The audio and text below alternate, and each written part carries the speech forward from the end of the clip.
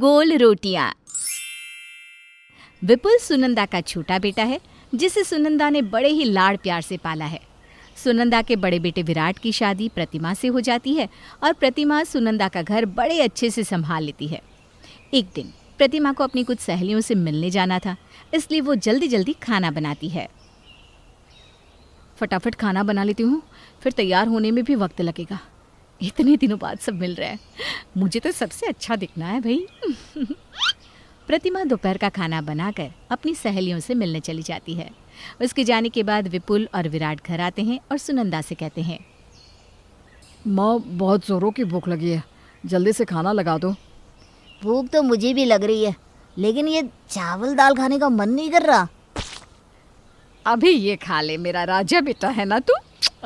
रात को तुझे जो खाना होगा वो प्रतिमा से कहकर बनवा दूंगी। हाँ भाई, तेरे ही मौज है। माँ भी तेरी पसंद का खाना बनाती है और प्रतिमा भी। मेरे नसीब में तो बासी ही है। नजर मत लगाओ भैया। सुनंदा दोनों बेटों को खाना परोसती है। विराट तो कुछ नहीं कहता, चुपचाप खा लेता है, लेकिन विपुल जैसे ही एक निवाला खाता है जोर से कहता है, क्या माँ ये कैसी सब्जी बनाई है? इसमें कुछ है ही नहीं, मुझे नहीं खाना, ना नमक है ना मिर्ची। विपुल थाली घिसका देता है और खाने पर से उठ जाता है, लेकिन उसे रोकते हुए सुनंदा कहती है, अरे बेटा रुक जा, देख मैं तेरे लिए ना एकदम गोल गोल आलू के पराठे बना देती हूँ। तुझे गोल गोल रोटी पसंद है ना? खाने पे से नहीं उठा करते राजा बेटा। मैं तेरे लिए ऐसी लड़की लाऊंगी जो खाना एक नंबर बनाती होगी। लेकिन माँ पराठे एकदम गोल होने चाहिए। अरे हाँ, मुझे पता है मेरा बच्चा। सुनंदा गोल गोल पराठे बनाकर विपुल को देती है। तब जाके विपुल खाना खाता है। शाम को जब प्रतिमा घर लौटती है तब सुनंदा उससे कहती है, बहू खाना देखकर बनाया करो ना। तुम्हें पता है विपुल को जैसा तैसा खाना पसंद नहीं, आज उसने खाया भी नहीं। अब रात को उसके पसंद का खाना बनाना। जी मम्मी जी। प्रतिमा का मन छोटा हो जाता है और वो अपने कमरे में जाकर कहती है, इतने नखरे तो पति के भी नहीं झेलने पड़ते जितना के देवर के। देखती हूँ अपनी पत्नी आएंगे तो कितने नखरे करते हैं। दिन बीतने लगते हैं और सुनंदा विपुल के लिए लड़की देखने लगती है। वो मनोज से कहती है, ए जी मेरे विपुल के लिए अच्छा खाना बनाने वाली बहू लाइएगा। हाँ, कोशिश तो यही है, बाकी तो हम कौन सा किसी के अंदर झांक के देख सकते हैं। हाँ? विपुल के लिए हेमा का रिश्ता आता है और हेमा भी सबको पसंद आ जाती है। सुनंदा हेमा से एक ही सवाल पूछती है, बेटा तुम्हें खाना बनाना तो आता है ना? मेरे बेटे को जैसा तैसा खाना पसंद नहीं, वो खाने का बहुत शौकीन है। मेरी बेटी के बने खाने की तारीफ तो दूर दूर तक होती है। खाने वाला उंगलियां चाट चाट कर खाता है। अरे बस, तो फिर हमें और कुछ नहीं चाहिए। शादी के ढोल बजवाइए जल्द से जल्द।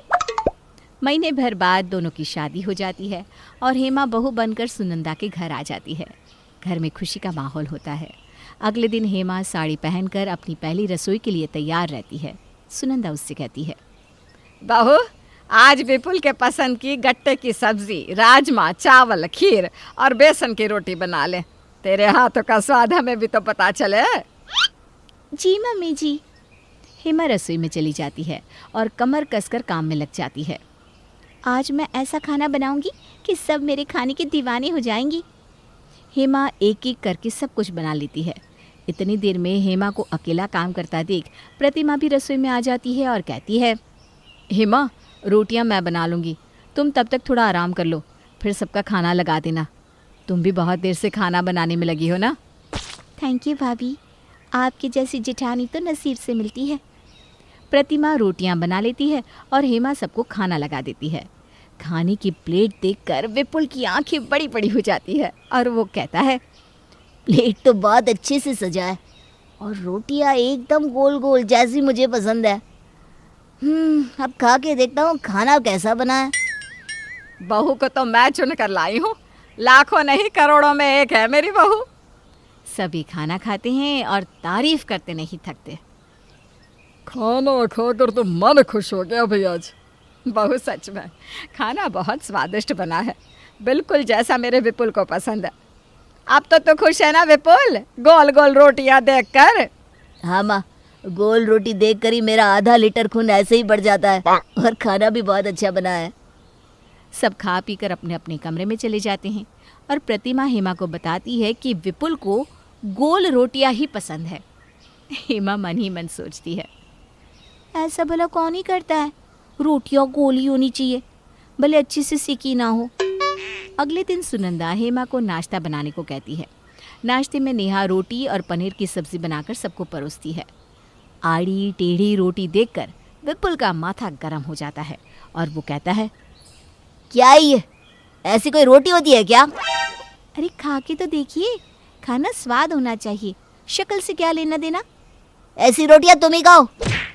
विपुल खाने पर से उठकर चला जाता है और सुनंदा कहती है, ये क्या है बहू, तुमने तो कहा था तुम्हें खाना बनाना आता है, ऐसे बनती है रोटियां?